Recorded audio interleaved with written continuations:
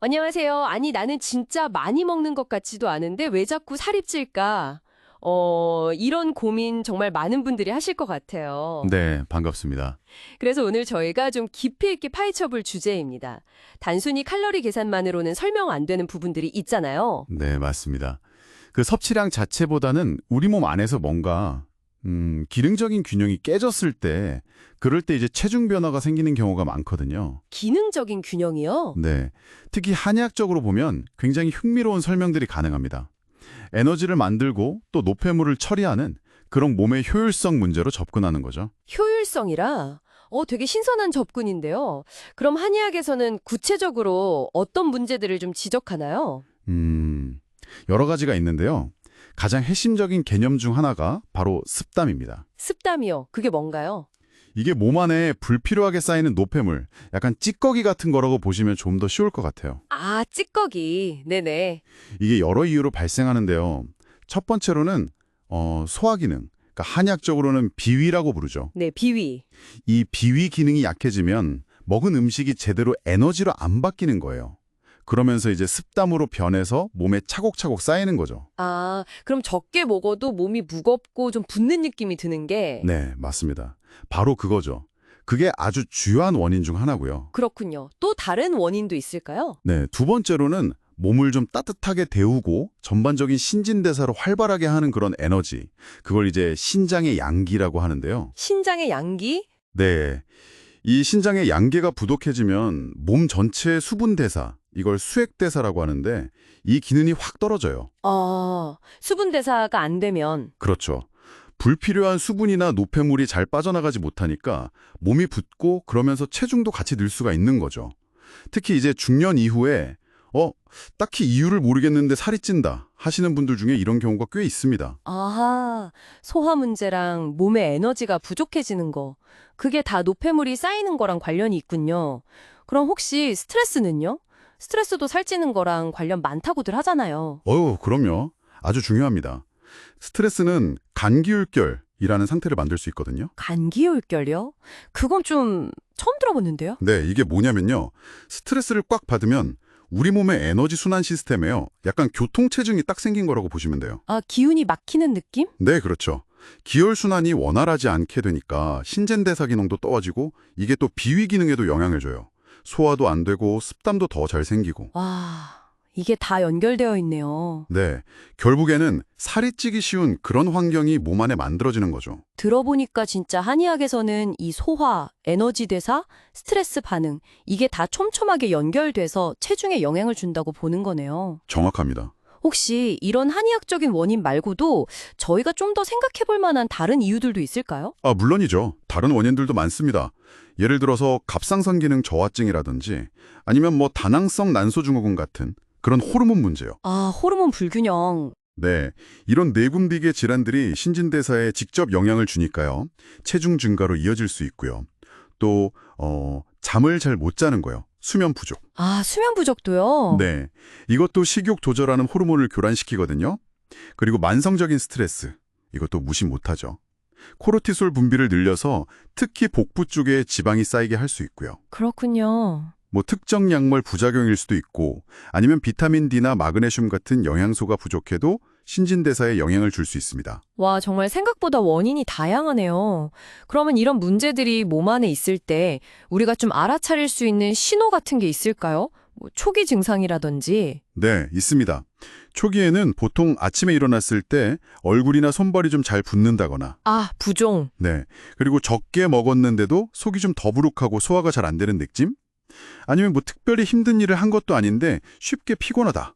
이런 경우들이 많죠. 피로감. 네. 조금 더 진행되면요. 계단 조금만 올라도 숨이 차고 코골이가 갑자기 심해진다거나 코골이도요? 네.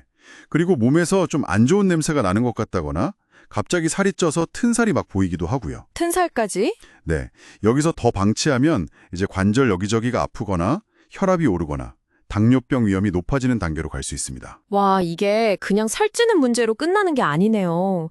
방치하면 정말 심각한 건강 문제로 이어질 수 있겠어요. 그렇습니다. 그 대사증후군이라고 들어보셨죠? 네네. 그 위험이 굉장히 커집니다. 이게 고혈압, 고혈당, 또 콜레스테롤 문제 같은 이상지질혈증, 이런 걸 다 포함하는데요. 결국 심근경색이나 뇌졸중 같은 아주 무서운 심혈관 질환 가능성을 높이는 거죠. 정말 무섭네요. 네. 그리고 제2형 당뇨병이나 지방간, 관절염으로도 쉽게 발전할 수 있고요.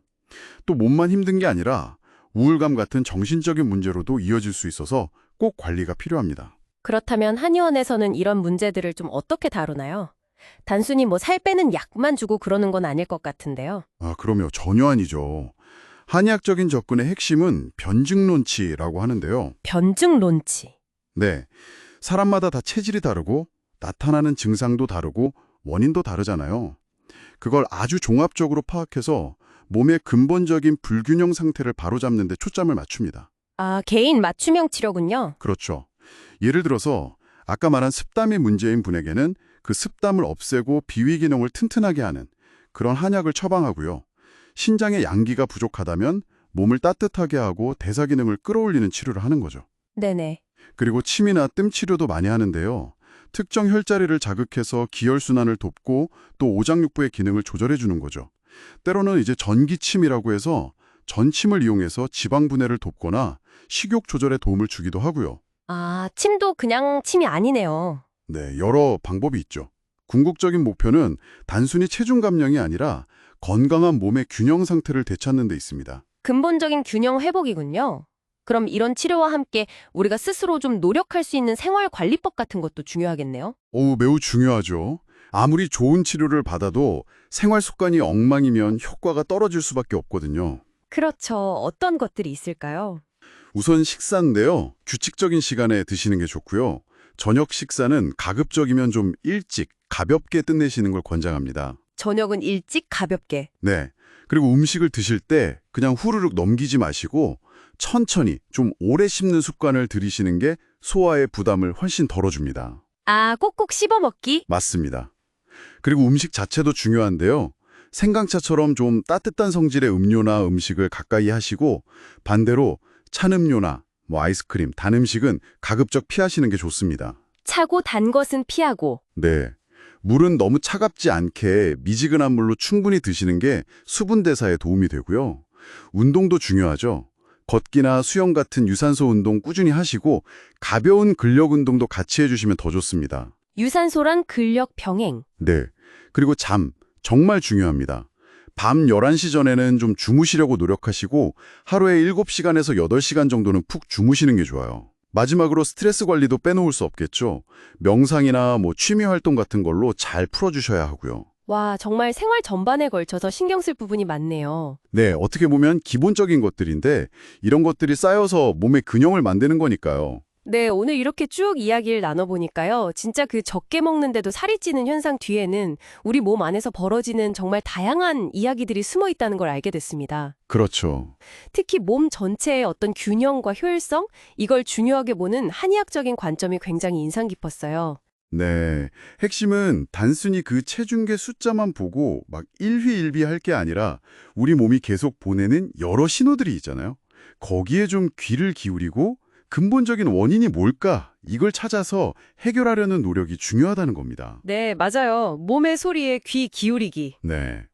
그래서 혹시 오늘 저희 나눈 이야기 들으시면서 이거 내 얘긴데? 하고 좀 공감되는 부분이 있는 시청자분이 계시다면 혼자 고민하지 마시고 전문가와 한번 상담을 해보세요. 그래서 본인 상태를 정확히 파악하고 나에게 맞는 해결책을 찾아보시는 게 좋겠습니다. 네, 오늘 저희가 함께 살펴본 내용들이 여러분의 건강한 생활에 조금이나마 좀 보탬이 되었으면 좋겠습니다. 어쩌면 정말 무심코 반복했던 나의 어떤 작은 습관 하나가 내 몸의 균형을 조금씩 깨트리고 있었던 건 아닐까요? 한번 잠시 시간을 내서 자신의 생활 습관을 되돌아보는 건 어떨까 하는 질문을 마지막으로 남기면서 저희는 여기서 마무리하겠습니다. 네, 감사합니다. 다음에 더 유익한 내용으로 찾아뵙겠습니다.